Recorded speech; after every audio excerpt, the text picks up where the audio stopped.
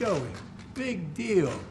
1,300,000 miles on Amtrak, on Air Force Two. You know how many miles you traveled on Amtrak? I said, no. He said, with the retirement dinner. We worked it out. He said, 36 years in the Senate, X number of years at that point as vice president, average 131 days a year, 257 miles a day. Joey, you traveled over 2 million miles. Big deal. I said, no, Ange, I don't have any idea, pal. He said, let me tell you, we were at the retirement dinner. And he said, we added it up.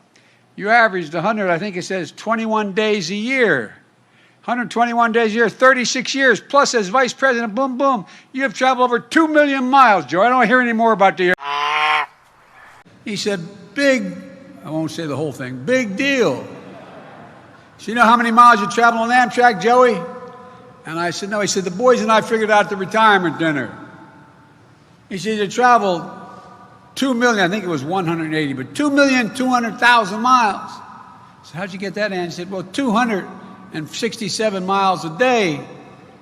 We figured you traveled 119 days a year for 36 years, and then you traveled as vice president. He goes, so Joey, I don't want to hear this about the Air Force anymore. I'm a train guy. A friend, he said, Joey, what's the big deal? 1,200,000, 300,000 miles on Air Force Two. You know how many miles you travel on Amtrak? I said, no, Ange, I don't know. And he gave me the calculation.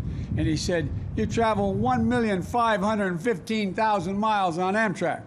So the fact is, I probably take Ange's word before I took the word of what the article said. But the point is, in the process, as Conductor Reeve will tell you, Amtrak became my family. That's what I'm talking about, and I got stripped, too.